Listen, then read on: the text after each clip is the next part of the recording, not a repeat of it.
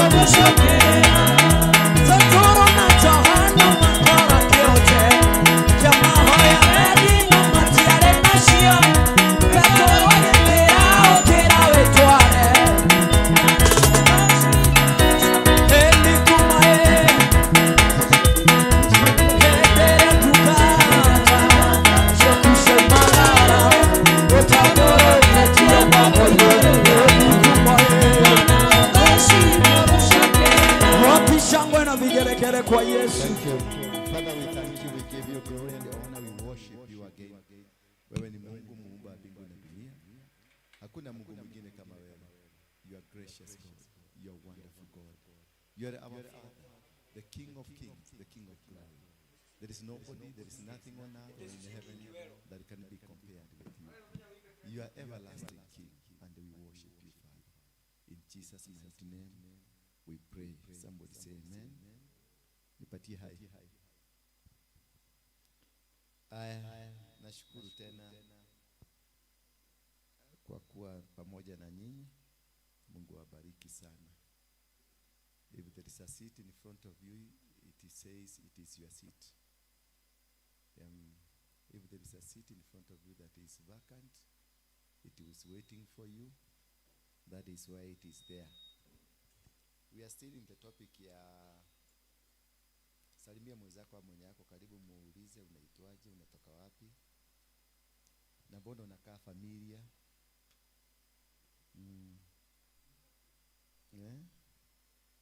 Unatoka wapi? Unajua ni vizuri kuulizaga mtu. Unajua zamani nilikuwa criminal. Na unaweza kukaa na criminal na ujui, na criminal wanakuanga watu wazuri sana. Very very good. Very humble people. Na sasa unaweza kukaa na criminal na ujui ni criminal. Unaweza kukaa na Al-Shabaab na ujui. It's very good.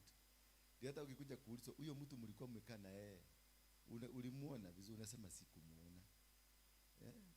Unakuta nimejipata kwenye shida mingi, na ni kitu ungeona tu, kwa sababu ungesalimia huyo umjue, unamuuliza naitwa nani, angekwambia mimi naitwa Agnes na mimi nakaaga hapa ama nakaaga mahali fulani. Sasa utasema nilisikia akisema naitwa Agnes. Unajua sasa utakuwa umejitatulia shida nyingi.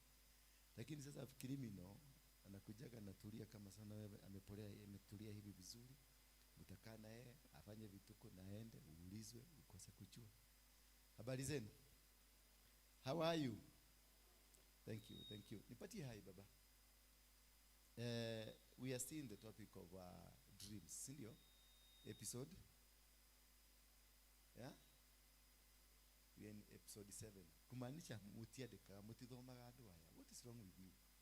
You really follow this thing, because I try to put them in a chain so that you may be able to learn everything and understand everything. Nipatia monitors, yeah, so that you learn. That's why I'm putting as a chain. Ndio usome this one, ikusaidie na this one, ikusaidie na this one. Instead ya kupreach. Unajua nikipreach leo nitakupreachia ya kukupatia hope, lakini sasa nakupatia hope from where? The hope I'm giving you must come from somewhere. Because I cannot give you hope. Utapata gari, utatoa wapi na dole na pesa? Yeah? Utapata shamba, utatoa wapi shamba na huna pesa? Sasa nikikwambia pokea hiyo shamba, nitakupokeza nini? Yeah? Mnajiuliza hivyo? Natishika hapo juu, hapo kuna waya hapo juu. Kamata waya ndio inateremka shamba ile. Shamba nani amekwambia kuna shamba imewacha vacant? Hata ya animal orphanage huko unaweza kukata hata kidogo, utashikwa. Sasa I need to keep you, nikufundishe how to get there, because it is accessible. Anything that God gave us, it is accessible. And when it is accessible, it means it is there, because it is all belong to you. Aliwaambia wana wa Israeli, nitawarudisha kwa shamba yenu. Shamba yao ile anawaambia urudishe ilikuwa na watu. Aliwafundisha how to go and deal with those people and they chase them away. Na walipofanya hivyo, they did it and they were able to remove them, and God himself helped them to get them out. Na akawaambia ni Deuteronomy 7 inamwambia ati wakati nitawapokeza that country which has 7 nations mightier than you, when I will give them to your hands, when God will give them. So I have to train you that it is God who will give. Then your work is not to go fight for it. Your work is to destroy that which has been given into your hands. You cannot destroy anything kabla haijaletwa kwa mkono yako.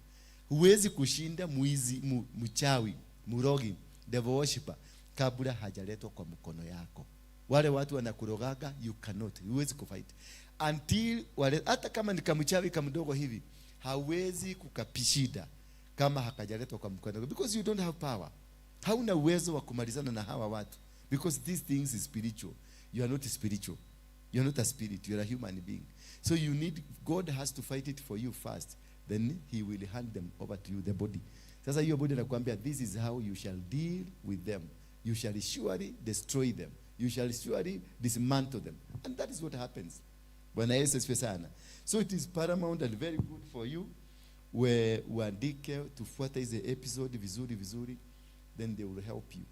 And by the end of the episodes ambazo tunaenda kufanya, hii ya dream, hiyo ingine tulifanya na ingine tutafanya, you will discover that the sky will be the limit. Anything that you need that is on earth, you get it. Because God has not restricted you. Mungu hajakuzuilia kupata kitu hata kimoja. Pesa ziko. Kama wewe hauna pesa, ujue ni wewe utaki pesa. Kama hauna shamba, ni wewe utaki shamba. Because all these things were given to us. In the book of Genesis, chapter number 1, 26, verse 26, 27 and 28, inasema, and God gave them dominion, and he blessed them. And then he told them, subdue the earth, and dominate the earth. Akawaambia, nimekupatia fish of the sea, bird of the air, and animals of the ground. Alafu na miti yote amekupatia. So kama hauna chakula, na kama hauna hiyo kitu wanaitaga pesa, kama hauna chochote, you are just broke. It is because you either you are ignorant, ama umerogwa, ama hujielewi maisha. You don't know what you are doing on earth, because these things were given to us. And then it says, and God, in verse 27 of chapter number 1, Genesis, the Bible says, and God blessed them. So virtually by you coming on earth, kuzaliwa kwako tu, you came here under a blessing of God. You are here a blessed person. And therefore that is what will ground you to become the winner, or to own anything that is pertaining you. Therefore, on the topic your dreams, I want to ask for your dream to stand, for your dream to work. Maybe you want to own a house, you want to own something, unataka kuwa na shamba, unataka kuwa na kazi, because that dream, that kazi unataka is a dream. That business you want to do is a dream. Tulitoka kwa how to interpret dreams. Now you've come to the substance called dream, substance that is called a dream. So that dream that you dream you want to become. You want to be married. You want to become a pilot. You want to become a business person. You want to become so and so. You want to be like so and so. This is what now we are discussing. And now, how do you succeed? How do you succeed in making your dream a reality? You want to start a business. How do you succeed in making this dream of becoming a businesswoman become a reality? Because you can have a dream, but transforming yourself into that dream or making that dream a reality, it is a process. And this is the process that we ignore. This is a process about hatutakagi. Tunatoroka tu because tunataka vitu viende easy. We've been fighting to make things work easily because we don't want to struggle, we don't want to be involved, we don't want to participate, we don't want to do things. Tunataka tu easy things to happen in our life. And this is what has made us to become poor.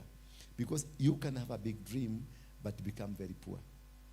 You can see, kuna watu hapa naona, muliota mkiwa ma-president, muliota mkiwa mmeolewa, muliota mkiwa ma-business lady, muliota mkiwa ma-vitu. Yani, there is a dream that you have. But this dream, haijakuwa transformed, haijakuwa transited into a reality because there is a mistake you make somewhere. There is a mistake that there is something that you are not working to make it work. Because a dream is worked on. Bwana Yesu asifiwe sana. God will give you a dream. God will give you a vision on what is going to come. Like when we started this church, I started the church from a crusade. We started with a crusade. Kwanza kabisa this dream, niliambiwa na Harrison. Nikaambiwa utakuja kuwa mhubiri mkubwa. So nikaona yes, nitakuwa mhubiri mkubwa. Nikaona it's a reality I can become because I was a leader of Mungiki. And being a leader of Mungiki, nilikuwa na watu karibu 4 million people who are following me. So this one I saw it is a reality. But I thought it is a walk in the park. I thought it's just one day I will wake up in the morning na kila kitu ifanyike. I was ordained about 15 years ago. That is when I was ordained. During my ordination, this is my 15th year since I was ordained. And when I was ordained, niliona kanisa imejegeka, yani nitafungua tu ni microphone, tashika watu wote wanifuate. So I started moving here and there, kufanya crusade. Tukafanya crusade moja na mtu anaitwa Don pale Kayole Junction, pale Jakaranda male tutaenda. That is where I did my first crusade. And the people turned up. Walikuja wengi sana. Mimi nikafikiria ni mafuta ile iko ndani yangu, ni wokovu ile ndani yangu iko ndani yangu. Kumbe watu walikuwa wamekuja kujionea zoo. They had come to see the Mungeke man preaching. Yani, they could not imagine that I was preaching. So I preached, I thought watakuwa saved. Waliotoka wote wakasema huyu mtu anatudanganya. Huyu mtu ni mkora tu anataka kwenda kutumaliza. And many things happened like that way. So I never knew that a dream is worked on. Once you get that, utabiriwe uambiwe you shall become, then now you begin a journey. A journey ya ku work on this, and it can even take 20 years. It can even take 13 years. Like now when David was ordained, it is a dream that was put in him. He became a king. But to become a real king, it took him 15 years. Moses, when he was mentioned, he's going to become, it took 15 years for him to become. Every person in the Bible, it has taken them 15 to 20 years for them to become.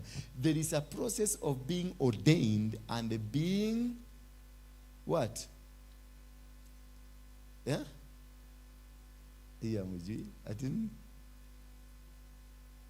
There is a process of being selected or appointed, and there is a time of being given that job.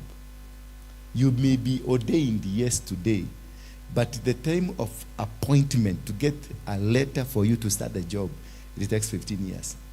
Kwa mambo ya wokovu, I'm serving God. All the ministers in the Bible that have served God, there's a day they were ordained. Kumwagiliwa mafuta. Kumwagiliwa mafuta hakukufanyi ukue pastor. Kumwagiliwa mafuta hakukufanyi ukue nini? Bishop ama ukue prophet. Kumwagiliwa mafuta, you are consecrated. They anoint you to consecrate you for the process. Hallelujah. The anointing is meant to carry you through the process. Mafuta ambayo umemwagiliwa sasa, umemwagiliwa kwa kichwa, na nimesema sasa umekuwa pastor, haujakuwa. Umekuwa pastor hapa, tumeregister. Now there is a process to approve it, to make it become a reality. It takes 15 years, 20 years. And it can even take 50 years. It can even take 70. It can even take your lifetime. Ikose baka kutimika kabisa, depending on your ability to be able to comprehend and be able to switch yourself into the process. Are we together? So you must be able to understand. Wakati ulimwagiliwa mafuta, ama wakati walisema wewe umekuwa chairlady, kumensioniwa kuwa chairlady is different from becoming a chairlady. Because I have mentioned to you are a chairman. I've mentioned to you that you are going to be our secretary. I've mentioned to you that you are going to become our treasurer. Being mentioned, yes, you'll be keeping some money, but it will be a process for you to be completely qualified into that job. Niyo tunaitanga appointment. When David was anointed, he was anointed lakini akaambiwa ende akachunge makodo until he is qualified to be appointed. So he was you qualify yourself to become the dream that you are. You qualify. You have to work out formulas, systems to be able to ask. Wana wa Israeli waliambiwa sasa tokeni Egypt. Lakini instead ya kutoka Egypt walienda utumwa. Utumwa mwingine mgani? Utumwa wa desert. And they suffered in the desert because God was doing the pruning. And when God is doing the pruning, he will prune you and remove you. Tunakuambia baraka Mungu ameshuka, sasa ameshuka, nasikia neema ya Mungu imeshuka. Ni kushuka imeshuka ndio ikusaidie kutembelea jangwa. Haijashuka ndio ikusaidie kukula matunda. Imeshuka ndio ikusaidie kutembelea nini? Jangwa. Kuna jangwa lazima upitie ndio umisiri ulio ndani yako uondolewe. If God wants to give you a big job, ama he want to make you to become like a kingdom financier, you will go through a process ya kuteseka. Ndio wakati atakuwa akikwambia now it is a time I want to give you this for my kingdom, you will be able not to retain. How to retain? Utakuwa ukifanya kazi ya Mungu because you have seen the process of God. Bwana Yesu asifiwe sana. And this is what makes people fail, because God will test you with $1 million bob today because he want to make you a kingdom financier. He will test you with $1 million today, and he tells you there is a meeting that is going to be held in Kayore and I want you to finance it. And immediately after God speaks you on that, kuna kaploti ulikuanga natamania sana. Unaona ule mtu anasema nakuja, mimi niko na shida na kuomba tu ile pesa uko tu nayo unipatie. That is the work of the devil. They know you have been given $1 million to support the work of God. Then the kaploti ulikuwa nataka sana, unaambiwa ile pesa yote uko nayo, we are ready. Na unaangalia kaploti na nipatie hapa. Sasa unaanza argument na Mungu, na pia Mungu sasa wacha nipeleke kwa kiwanja kwa crusade 100,000, hii ingine wacha ninunue plot. Sasa unajua nilikuwa nimekuomba plot. Unaona, this is a prayer answered. Kumbe it is not a prayer answered. It is God who is testing you to see how faithful can you be to what he has given you, because he want to give you billions of money that you may be able to sustain the work of his kingdom. And they want to see whether how can you be able to retain for yourself, not for God. So when he looks at you and he says you have not yet grown, haujakomaa kwa sababu ya kazi yake, he will withdraws. Hata hiyo kamilion atakatoa kote. Utaenda kununua plot ukuta ina mashida ya kotini. You start the process of court. By the time ushida hiyo koti ama udini, pesa imekwisha and you are suffering. Now you are taken back to a class. Utapelekwa, kama ulikuwa enda class ya 10 years, utaenda class ya 20 years. And that is why many people are suffering, are poor, not because they are supposed to be poor, but they have been subjected into a class, and it is a compulsory class. Hauwezi kuruka.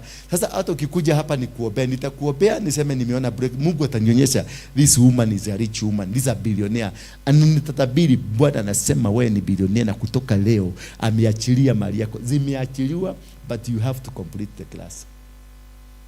Bwana Yesu asifiwe sana. Kila kitu imeachiliwa. Kwenda Canaan waliachiliwa kutoka Egypt. They were released to go to Canaan, but they had to go through a process of 40 years. Bwana Yesu asifiwe sana. Because they had to be pruned. Kwa sababu wale watu Mungu aliangalia, hawa watu wote ambao wametoka Egypt, they are still contained in the same system ya Egypt. So he cannot be able to carry them waende mpaka Canaan, because they will go there to worship idols. What did he do? He took them into the process of 40 years, na akafanya wanaume wa huko na wanawake wa huko wapate joto, wazaane kuzaana. Bwana Yesu asifiwe sana. Walizaana kuzaana. Sasa hawa wa 40 years between year 1 ya kuingia jangwani mpaka year 40 ya kukaa jangwani, wale watoto walizaliwa huko, walizaliwa wengi sana, wengi sana, wengi sana. Wazee wakikufa, wazee wakikufa, wanazaa wakikufa, wakanazaa wakikufa. He made sure hata Moses mwenyewe from Egypt, he was not able to go to Canaan. Because God realized these people are still carrying the Egyptian mentality. And this is the problem that we're having. The Egyptian mentality that is new. The Egyptian spirit that is new. That's the spirit that kills your dream. That's the spirit that kills what God wants you to become. Because it reminds you of the Egypt you are. It reminds you of the marenge you are eating. It reminds you of the good graves there. Because there's a time these children of Israel walimuuliza Musa, uliona kule hakuna makaburi tunaweza kuzikwa. Imagine, even you being unafikiria kule ukafadhali ungesikwa Egypt, kuna kaburi mzuri kuliko tukuja tukufia hapa kwa jagwa. Is as if kule ukizikwa Egypt utavuvukia huko kwa kaburi ukue kitu kingine, ama ungetoka kwa manukato. Is as if huko sio kifo kamili, hii ndio itakuwa kifo kamili. Bwana Yesu asifiwe sana. So God deals with those small thinking of your life so that he can qualify you to become. He can qualify you to give you. He wants you to become a kingdom financier. He will take you the processes ya pesa, kukosa pesa, kuvutwa kazi, kutokuwa na kazi, kazi yako kuanguka, kazi yako kwenda mrama, kuibiwa, kufanywa maneno mengi, until you qualify to rely on him. Then in the process of relying on him, now he qualifies you and he gives you, anakupatia kamilioni kamoja. Anaendelea, anaona how you spend the kamilioni kamoja, anakupeleka kwa 1.5. Anaona venye how you spend the 1.5, anakupeleka mpaka 1.8. Anakupeleka pole pole until the next time utakuta kwa ghafla tu unaona mtu amekuletea 100 million. Now because he has taught you to manage his wealth. The wealth from heaven is manageable by the Spirit of God, and you being able to have understood and comprehended to manage the wealth of heaven. Because the wealth of heaven contains the Spirit, the power, the authority, and God himself is in it. So you have to know, and to know how. When he realized that the children of Israel, while walitoka Egypt, they cannot be reformed completely. And this is where the risk is. When God realizes that you cannot be reformed completely, he allows you to die. You can die financially, you can die in your marriage, you can die in whatever they're doing. Yani unakufa tu. Ndio naona kuna watu kanisani hawajielewi kabisa unaona huyu mtu hata ajui ni nini anafanya kanisani. Yako kanisani anakuambia this is my 20th year, this is my 30th year, this is my 40th year, but hana chochote, ni dry, completely dry. Ana behave kama mtu ameokoka jana. Yani tabia zake ni usherati, ni mambo magumu, mambo mabaya. They don't even care. They don't even mind. Why? Because God has allowed you to die in the wilderness. So he allowed the children of Israel to die in the wilderness as they give birth. He will allow you even to give birth to a ministry, to a business, that this business will be taken over by what you'll give birth in the wilderness. Because the one that will be given birth in the wilderness does not belong in Egypt, does not understand the language of Egypt. It is fresh. Therefore, God will want to work with the freshness. And therefore, for you to have this dream work, you have to have the fleshness in you. The flesh. Kitu mpya. So God does not use kile kitu kizee, anatumianga kitu kimupya. Bwana Yesu asifiwe sana. And for you to get there, kuwa na kitu kipya, ndio ufanyika kitu kipya. There are four levels of sacrifices that you have to offer. 4 levels of sacrifices you have to offer for you to reach there, for you to become that vessel that God wants to use. Sacrifice number 1, you have to have the personal sacrifice. Personal. Yourself. You have to rededicate yourself to God. Why the children of Israel failed to get into Canaan, the people that came from Egypt, is because they refused to hand themselves over to God, to sacrifice to God, that they become a holy temple, a system of God.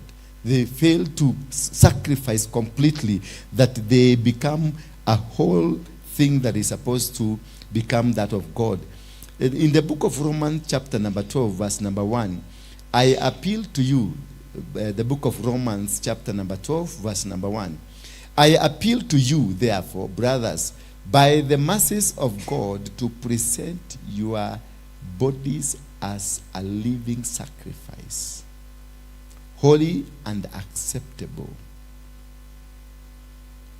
Holy and acceptable. I appeal to you, therefore, brothers, by the mercies of God, to present your bodies as a living sacrifice. Understand that. To present your bodies as a living sacrifice. So you must be a living sacrifice.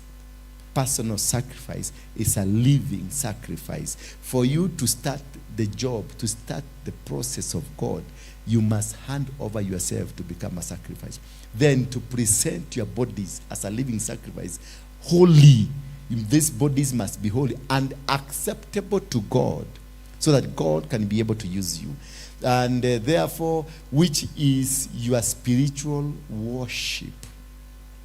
Praise be the name of God. That is the beginning of initiating a program of God into your life. If that business that you want to do, that is now, you've initiated the fasting, it is you. That is why when God realized how watoto wa Israeli hakuna mahali hawawezi kuchange, the mentality is still in Egypt, he had to kill them, all of them, so that he can create a system, a new system of a holy people who are ready to accept and to do the will of God. And that's why he will let them to live there for 40 years. After 40 years, when he transmitted them, akawapeleka pale Gilgal, ndio hapo aliwakumbushia, we need to do a covenant. Why did God take all this time and akakubali hawa watu wa Israeli wakufe kule jangwani? There is one thing that they did, a big mistake. When they were moving from Egypt, Moses and the elders walikaa chini wakasema, because safari ni ya siku 8, tusimamishe circumcision. Let us stop circumcising, so that tukifika kule 80 days tutacircumcise huko. What was the circumcision? Circumcision was a covenant between the children of Israel, or between Abraham and God. And therefore, this is a covenant that was to carry them as they are moving. So if you withdraw from the covenant, it means you have told God, just let us be, weenda kidogo tutakutania, wewe pitia hiyo barabara na sisi tupitie hii barabara, tutakutana huko. That is what literally they told God, that wewe kerera na haunaide to kerera na haha. So God went his way and he let them walk without a covenant, because the covenant was meant to make these people walk with God. So wherever that you go, God will be with you. And this is why they had a pillar of a beam, a pillar of fire, and a cloud that kept moving, because there was a covenant. But when they withdrew from God, wakati wali withdraw, wakaambia Mungu, let us stop the covenant first, then we will meet later. Now that is the moment that the devil was waiting. And this is the moment that the devil waits for you. When you stop, you tell God, now mimi nimesimamisha hii kazi kidogo, nimesimamisha sitakuwa nikienda kanisa, nataka nipumzike reke huru kenyoba. Nithiroroke makanitha maingĩ mũno, acha nipumzike kwa nyumba. That is the moment the devil was waiting. Then they can be able to come and defile you, then devour you and destroy you, because they want you to get out of the covenant. It's like when you have a car. When your car is not insured just for a second or 2 minutes, and they discover in 2 minutes when the car got the accident, you are not insured, then they won't pay you. And this is what the devil tries to do, to remove you from the covenant of God, so that he can devour you, he can fight you, he can destroy you. The devil will not be able to touch you when you're under the covenant of God. So no matter the situation, no matter the pain of life, no matter the problem and challenges you are facing on earth, do not be worried about them. Do not face anything. Just continue what God, where you say, this is where my covenant is with God. Just maintain the covenant. Live there. Walk there. Do as what you are doing. No matter how small you can be able to do it, but do it. Do not negate from it, because the moment you move backward, that's the moment they were waiting for you to destroy you. And if they catch you while you are not under the covenant of God, they will make sure that they completely destroy you.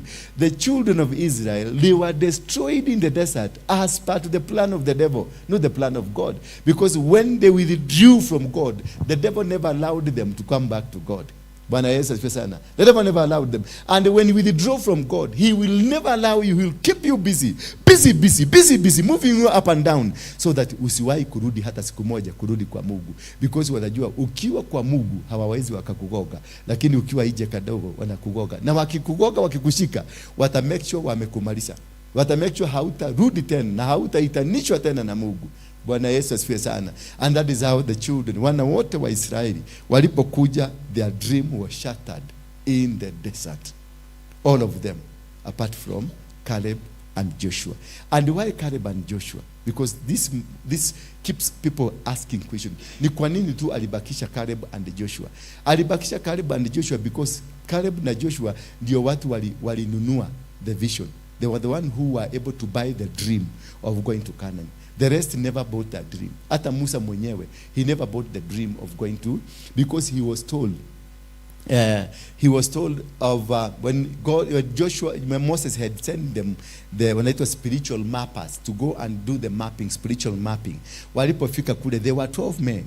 10 of them walikuja wakasema, wale watu wako huko, na zile miti ziko huko, na manyoka zile huko, na wanyama zile ziko huko hatuwezi tutigedi maana ni kuzito.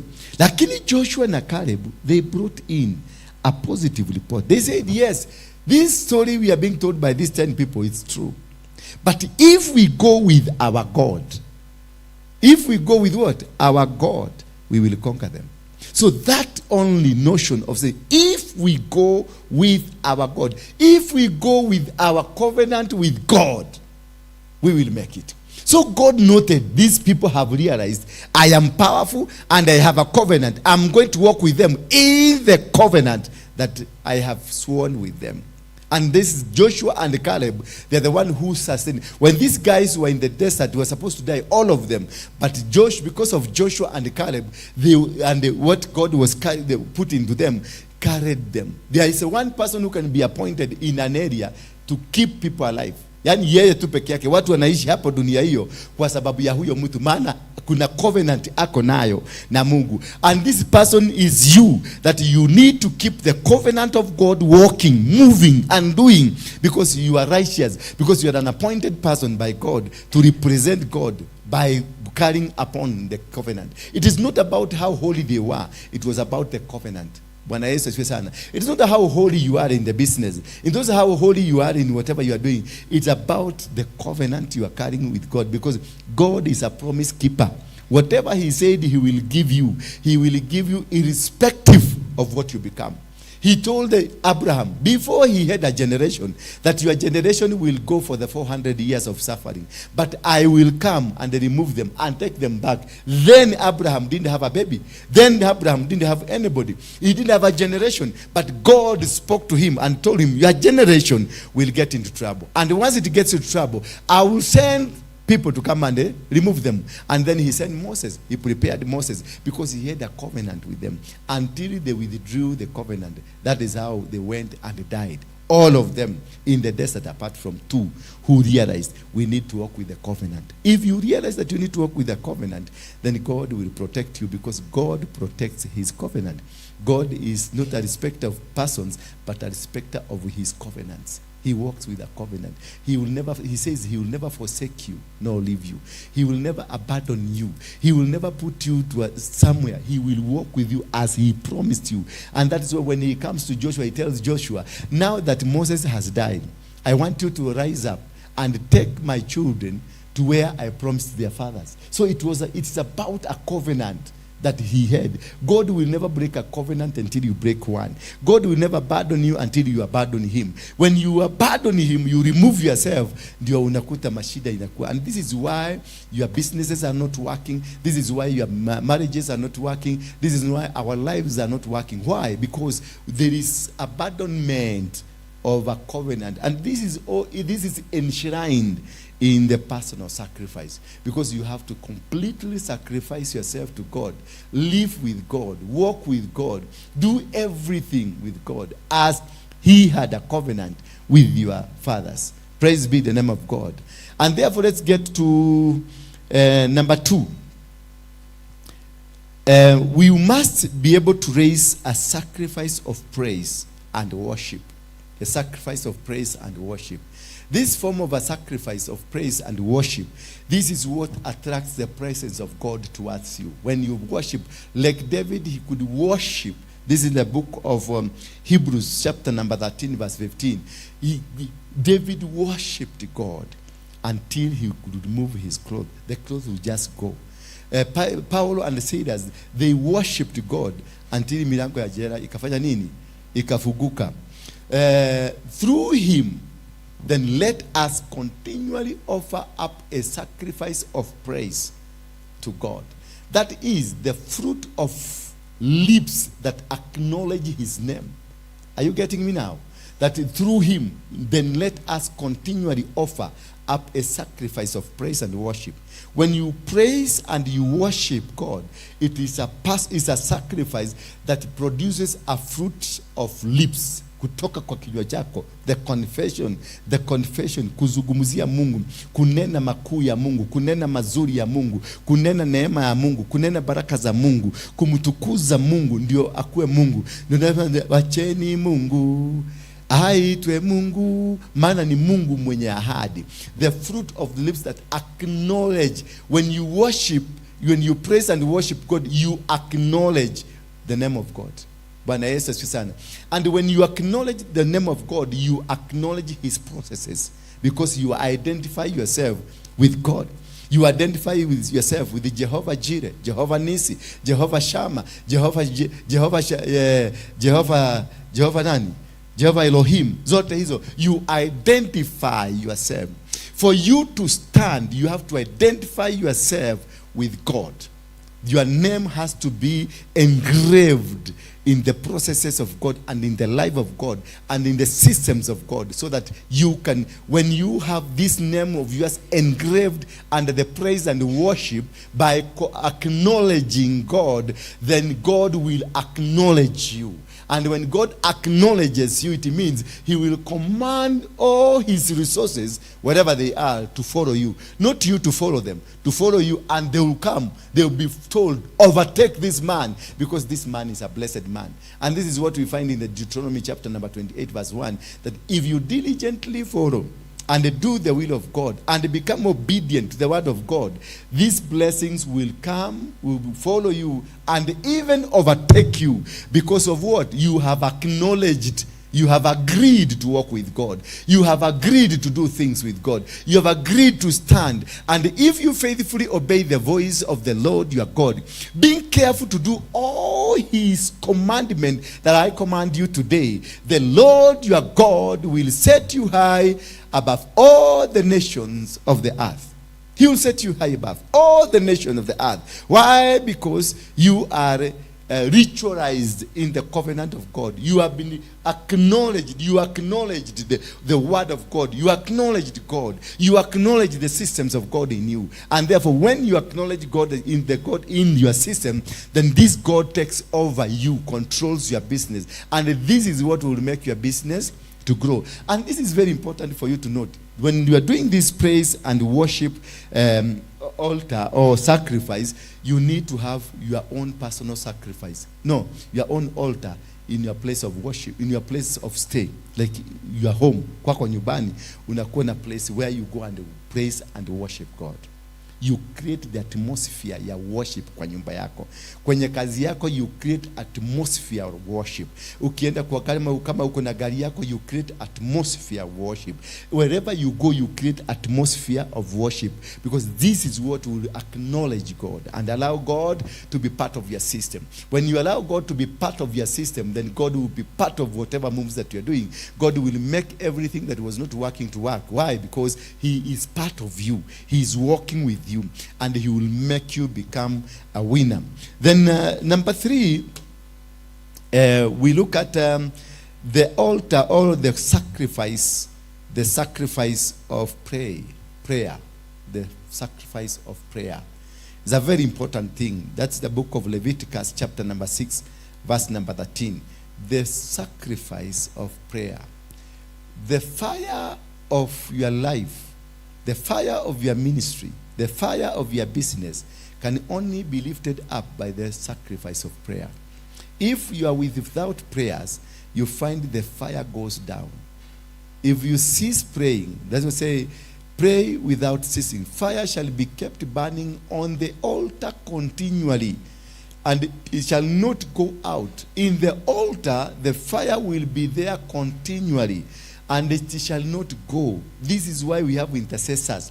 This is where we have prayer warriors, to keep the fire burning in an altar like this one, to keep the fire burning in your business, to keep the fire burning in whatever that you do, that this fire must be there continually without ceasing. And this is what will sustain whatever you are doing, lift whatever you are doing, because there is a fire of prayer.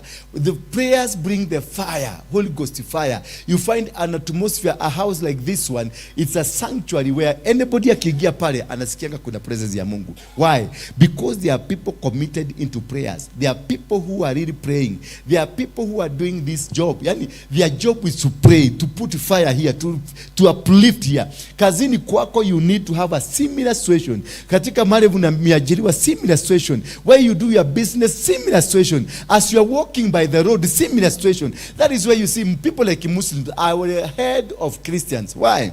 Because they don't cease to pray. Every single minute of a Muslim is a prayer moment. You find they have what? A rosary. They are counting. They are not counting. It's a prayer. There is something that is put in that rosary that is connecting with the God of their belief. So utamkuta tu akienda tu and they are praying whatever. Hata mkiwa kwenye mkutano mnafanya mazungumzo, he's inviting his God. Whatever he's going to, akitembea kwa barabara, he's inviting his God. Akiendesha gari yake, he's inviting his God. Akienda mahali popote, he's inviting his God. He's putting his God first priority. So in whatever you'll do, whether it's a business, he will win that business because God is in him. God is in his whatever. Hata wakati mlikuwa mna negotiate contract fulani, alikuwa anaambia Mungu ni wewe sasa. It is you. Unaona tu anacheza na kitu na mkono yake. Anacheza but ni maombi anafanya. Maana hizo vitu ziko kwanga 72. Anazihesabu hivi. Ni prayer, he is doing a prayer. Anazongeza tu. He is committing this job. He is committing the discussion to God.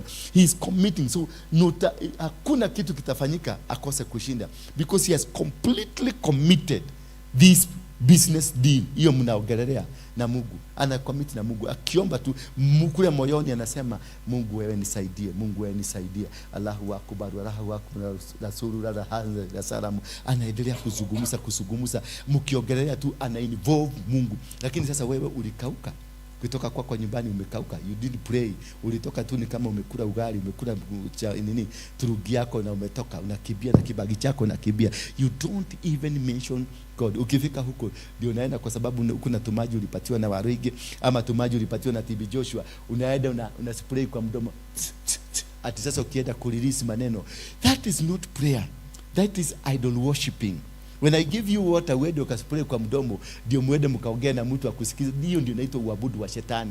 Imetoka kwangu ikiwa holy, lakini how you use it inageuka na kuwa uabudu wa shetani. You don't use a sticker, tunaenda na sticker naweka kustika kwa bagi, sticker imechorwa jina yangu ama picha yangu. Tunaenda nayo sasa ukifika intimidate wale watu pale. That is idol worshiping. Never do that. Ama ukifika pale kwa ofisi unajipaka mafuta, unachukua ile anointing oil unajifaka haraka na unaenda unaanza kusema. That is not prayer. That is what we call idol worshiping.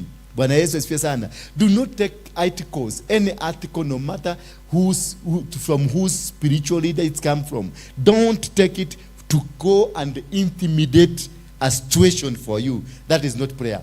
That is idol worshiping. That is devil worshiping. You become automatically a devil worshipper. You don't need to go and say, devil, I worship you. Things that you use from the pulpit here. Hii kitu naweza kukuchukua haka kama ua. Kama Sunday niliona niwapatia maua. Kuna wengine wameweka kwa kitada hapa kwa kitada. Ati ita attract favor. Hiyo sasa ni uabudu wa shetani. Na umetoa wapi? Umetoa kwa kanisa. Mnanielewa?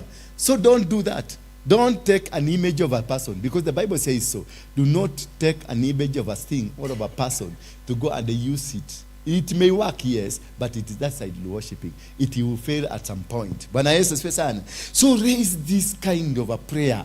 Maombi, ukuwe mtu strong into prayers. Ukuwe mtu strong ambaye anafanya. When holy Leviticus chapter number 6:13, fire shall be kept burning on the altar continually. Why? Why do we need the fire to continually be burning?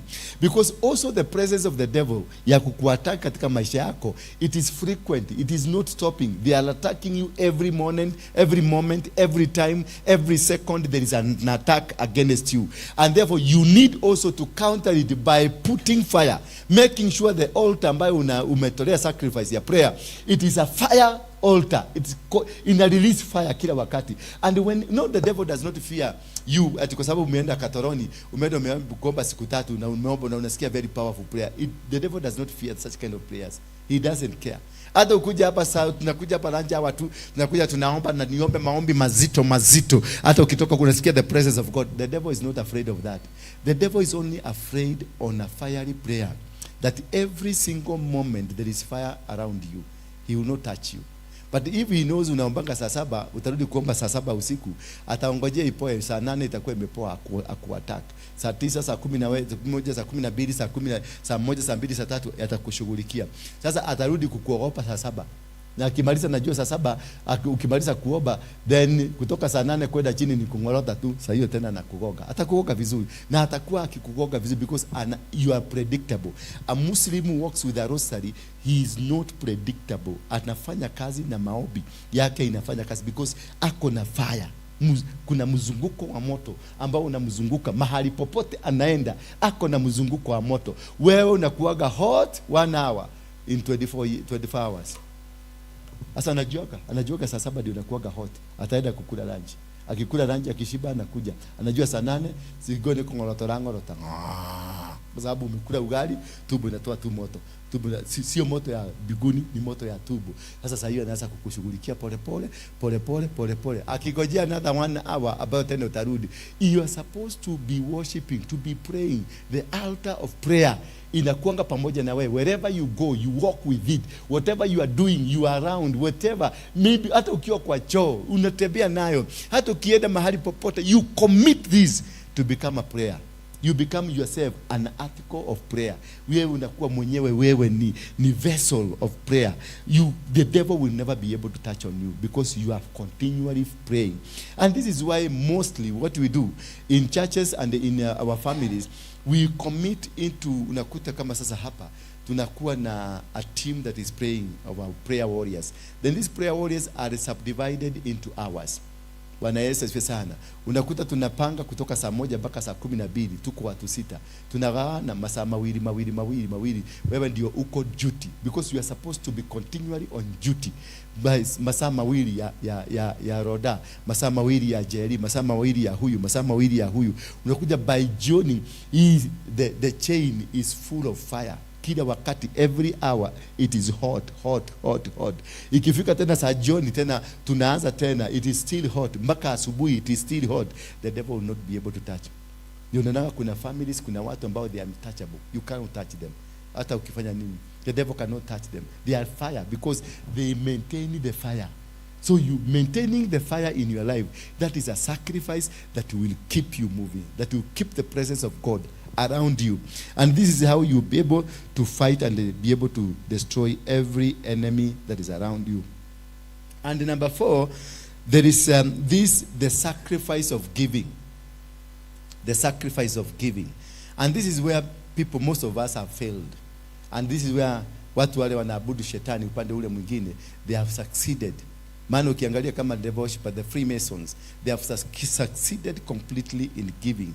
And the giving is not Christianity. I normally tell you, giving is not Christianity. Don't put yourself because you are saved. Sasa unasema mimi niliokoka na Yesu alikufa kwa msalaba, kwa hivyo hii maneno yote alilipa. Hakuna kitu Yesu alilipa dhambi. Hello. Jesus never came for your money. Jesus never came for your wealth. Jesus never came for anything apart from sin. And that is why he did a sacrifice of sin. Bwana Yesu asifiwe sana. But in these other things zote nimewafundisha, the prayer, whatever thing nimewafundisha, it is a principle. A principle is different from Christianity. A principle, it is something that is practiced by all. It's meant for a human being, not for a Christian. A principle, it is the order of God in heaven. That is what we call the principle, the order of God in heaven. How did he want us to do? How did he want us to live? How did he want us to behave? Those are the principles. Giving is not Christianity, it's a principle. And once you understand that giving is not Christianity, that is why you will understand, you see, why do Indians give? Why do you go to the temple of Indians? They give a lot. They have food, they have money, they have everything. You go to the Muslims, they give. You go to the Rotary Club, which is Freemason, they give more than anybody else. They give a lot. And they support societies. They go build the schools. They go build the halls, county halls. They go do business, support businesses. They support one another because they are entrenched into the giving ministry. And if you get yourself into the giving ministry, you will never, and that is the secret of you becoming rich. The wealth will not come to you until you engage yourself in the giving ministry. Because giving ministry is the key that unlocks your business. If you are stingy, unakaga tu hapo umekauka, eti kwa sababu uko na 500, unapatanga 500 per day, you can't give because your money is too small, and you want to go and feed your children or do your transport and anything. Kwa hivyo hauwezi kutoa hata ka 50 hata ka 100. That is what causes you to even stagnate where you are. The people that gives, they are the richest people. If you go, look at the secret of the people who are rich. They are good givers. They give a lot. They donate. They're the ones I come here. People who come here to donate to many things that we are doing in this church. They are not Christians. They are people who doesn't know to go to church. Kuna wengine hapa kuna mama mwingine alikuja hapa kaniambia yeye hajawahi kanyaga kanisa. Na amekanyaga for the first time. Ameingia hii kanisa kwa sababu anaonaga nikisaidia wazee.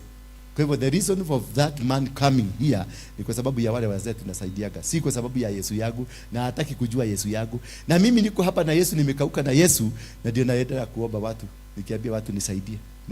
Hata mkono imegada kwa sababu ya kuomba. Hata watu wananionaga, wengine wanapiga chochoro mbili kwa sababu mimi ni kuomba. Lakini yule ambaye ameniletea, kuna mama alileta hapa truck mzima, kanta mzima alisimamisha hapa, akaleta chakula, si kwa sababu ya Yesu wangu, si kwa sababu ya mahubiri yangu, kwa sababu ya wale wazee aliona kwa kanisa. Nikamuuliza, uliwaonea wapi? Ni mtu aliniambia nifungue channel yako nione kile kitu unafanyaga. Nikaona na nikaona huyu mtu ni tofauti na Wakristo wale wengine. Wakristo ni wakufanya nini? Nipatie. Mapasta ni wakuomba nipatie. But this one is giving. Of course we do give. And because of that, huyo mzee alikuwa naomba Mungu amupatie. Anaomba Mungu, hataki Yesu yangu, anaomba Mungu amupatie factory. Alikuwa anataka kufungua factory. Na sasa huyo mzee ameniita tuende tukafungue factory kubwa. Mimi ni bado nimekauka hapa nikihubiri Yesu, na hakuna ataka factory. Naendelea kuambia tutafungua nini, tutafungua kazi hii, tutafungua kampuni hii, tutafungua kampuni hii, na hatujafungua kampuni, na sioni tukifungua haraka. Mungu akuje tu anisaidie tufungue haraka. Lakini yule amefungua, alileta kanta mzima ya chakula akamwaga hapa, Mungu akasikia. Sasa unaona difference ya Mkristo na hawa watu wengine. Mkristo ni wa kuomba na kutaka kuomba Mungu ateremshe mashamba, ateremshe manyumba, hizo haziteremshagwi na maombi, zinateremshagwa na action ya kusaidia, ku give out, and then God gives you. Bwana asifiwe sana. So be a giver. Anytime and every time God gives you something to give. But again, you cannot give which you don't have. Bwana Yesu asifiwe sana. That is why we have the personal sacrifice. You sacrifice yourself, you give yourself, you donate yourself into the service so that God can elevate you and continually give you others. But in this sacrifice, giving, yes, you, kama uko na kitu, kama unapataga 100, peana shilingi 10 mahali. Bwana Yesu, ukipata ule mama huko amekaa huko hiyo kiwete, mupatie tu. Don't only take it to your pastor. Just give them, help them. God will see what you've done. And don't give them because you want God to give you. Give them because it is your culture to give. I don't know whether you're understanding me. Give because it is your culture to give, not because you want God to do something for you. Because most of you give your sacrifices here. Mnatoa matoleo yenu kwa sababu mnataka kuhoga Mungu. Mnatoa kwa sababu mnataka ufanyiwe kitu ifanyike. Watu naletaga hapa na unaga wanapeleta sacrifice because uko na problem, because unataka kuvujua madhabahu, because that is the greatest problem that we have Christians. You don't give because there is something you want God to do for you. Just do it because you are serving God. Your sacrifice, make it be a service to God, not a demand to God. If you make it a demand to God, it will stagnate you. Because God, you cannot force God. You cannot push God. You cannot just give it because it is a sacrifice that you are doing as a worship to God. You are worshiping God. You worship with your substance. You worship with your whatever that you have. You worship with anything that God has given you. You make it a tool of worship. When you continually making this as a tool of worship, that is how God will lift you up. That's how God will give you more and more, because God loves that man that worships him. God does that community that worships him. God is a jealousy God. God is a God that does not share any glory with anybody. Anatakanga yeye mwenyewe aabudiwe. Ukimwabudu na wewe na mwili yako, akili yako na pesa yako na vitu vyako vyote unamwabudu, sio kwa sababu unataka akupatie kitu, sio kwa sababu unataka akusaidie na kitu, sio kwa sababu unataka akufanyie kitu. Just worship him because he's God. That is when you see the result. The result comes because ulimtambua, you acknowledge God. Ulitambua Mungu sio kwa sababu ya kile amekufanyia, sio kwa sababu amekupatia afya, sio kwa sababu amekupatia shamba, sio kwa sababu amekupatia mume, lakini kwa sababu yeye ni Mungu. If you can differentiate that God that you've been demanding, uachane na huyo Mungu ambao una demand ya mnacheji, mnampatia pesa ndio akupatia kitu. Uende kwa ule Mungu ambaye unataka kumworship peke yake without a demand. You will see victory. Your life will completely change, because God is a God that provides, a God that gives, and therefore do not give because you want to be physically be seen, or you want to be found like umepatiana. Give anything that you give out of consciousness. It is coming automatically from you that I am supposed to be a blessing to this church. I know this church inalipanga rent. Unakuja unafanya tu utafiti bila kuambia mtu. Unakuja unauliza secretary ama mtu, na hii kanisa ni kubwa sana. Na ni kubwa. Sasa mnaweza kuwa mnalipa kama pesa gapi hivi? Nakuambia shilingi 1500. Okay. Wow, 500. Okay. It's nice though. Ni mzuri sana. Na mmepaka rangi mzuri. Ni kama mlitafuta mafundi wakapaka rangi. Si mlitumia pesa mingi? Hapana, tulitumia kitu 400,000. Okay. Sasa unafanya calculation, unajua hiyo nitaenda kufanya nini? Nitaleta hiyo 400 nipake rangi nyingine. Ama hiyo rent inalipagwa ni 1500, naenda najicommit nitatoa 1100 kila mwezi, nitakuwa nikitoa without letting anybody know. Hata usiambie pastor ati ni ya nini, ni ya kulipa rent. Hasa utimwambie hata nini, just find ni kuna till number, kuna nini, pay bill, kuna kila kitu. Just go and put it there. God knows umeweka hapo kwa nini. Hata nikijaribu mimi kuzikula hiyo pesa sitaweza, because it is a sacrifice. A sacrifice nobody can be able to defile it as long as it came from the heart. But a sacrifice that came from your physical, from your mind, from your mouth, that sacrifice is easily devoured because it is not heavenly bound. But a sacrifice that came from your heart, you did it not, sio ujulikane. Ulifanya just you want to worship God.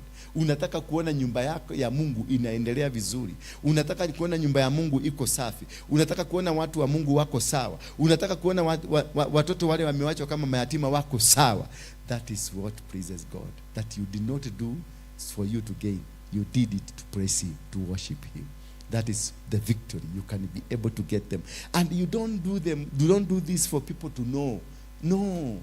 Just do it for you to know and your God to know. Only that is the covenant. And that is what will make you win battles. That is what will make you become great. And lastly but not least, we do this, a prophetic decrease. Once you've done personal sacrifice, praise and worship, pray, and then sacrifice of giving, you end up with doing prophetic decrees. That is the time you do prophetic decrees. After you have done repentance, after you have done everything, that's the time now you give prophetic decrees. You can never give a prophetic decree kama haujapatiana, kama you don't have that, or those kind of sacrifices. If you have not done them, do not make a decree. Bwana Yesu sana. Na usianze katika maombi wasa na decree. You first repent. You cleanse yourself. You make yourself a vessel holy and ready for the services of God. That is the time now you make decrees, because now you have a relationship with God. You are making decrees because your boss is waiting to hear from you, because you have a relationship. But if you don't have a relationship, to whom are you making decrees to? You just make decrees which go in here. And this is the problem with you Christian. Ukiingia tu baada tukisema tuanze kuomba, nasema I decree and declare. Unaanza kuachilia vitu na wewe hata biguni haikutabui. You are stinking. Unanuka. Wewe ni kitu chafu kabisa. Bigu hata haitaki kukusikia, because when we are stinking, God does not look at us. He looks this way. And this is what made Jesus to be crucified. Jesus kama hangekuwa stinking, hangekuwa crucified, because the guy was stinking. Alienda kaokota madhambi zetu zote akabeba, akaenda kwa baba, kumwambia baba, nimeleta, uliniambia nikilete matatizo zake. Wakati baba alisikia nanuka, baba aliangalia kwingine, nao shetani akakuja akahulia jamaa, kaekelewa kwa msalaba. Until wakati alipigiliwa mshumari, damu ikamwagika, Mungu akarudi, akatoa personal sacrifice, Mungu akarudi. You must be able to connect yourself with God to receive from God. Praise be the name of God. Are you blessed? So when you are making decrees, when you are making these decrees, you start by repenting before you do this prophetic one. Are you getting there? Thank you very much. God bless you for today. Ama mlikuwa nataka niendelee? Time imeenda na huyu anataka kurudi kasini. Kuna watu wa job, na watu wa serikali hapa wanaweza kwenda kutustaki. We are holding people. Tusimame na ushike sadaka yako. Johnny, tuko na maombi. So join us from 5. We are going to make this decrease in your life. Now that I want you to use this moment, hii time kidogo muende utafakari.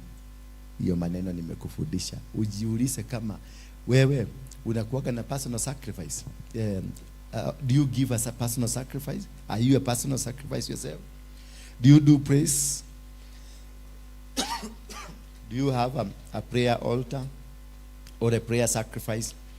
Do you do sacrifice of giving? What is your giving? Now, hiyo sasa umetayarisha. Is it a sacrifice ama ni routine? Is it a routine that you give in church?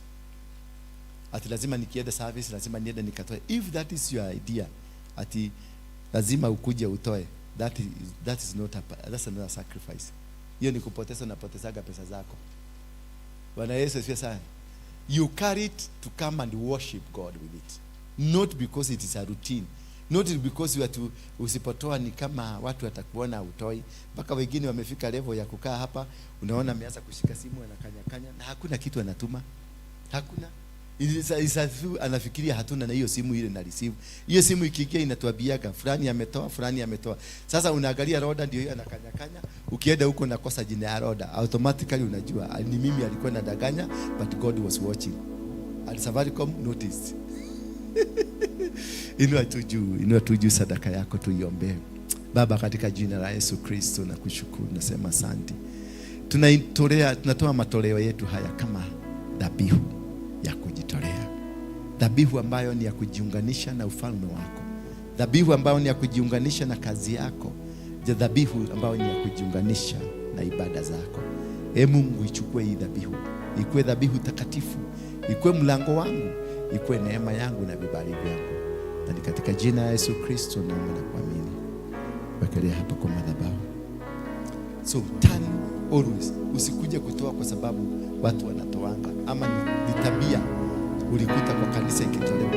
Give because God, you are worshiping. It's a form of a worship and God will bless you.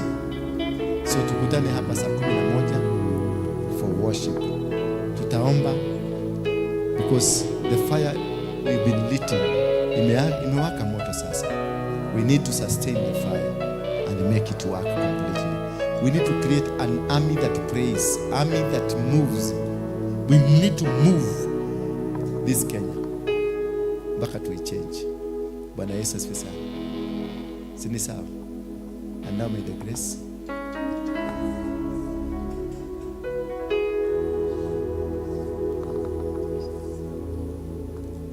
Amen. Sasa simukunywa kwa chai kwa biru yangu. Bethel Clouds TV, empowering lives.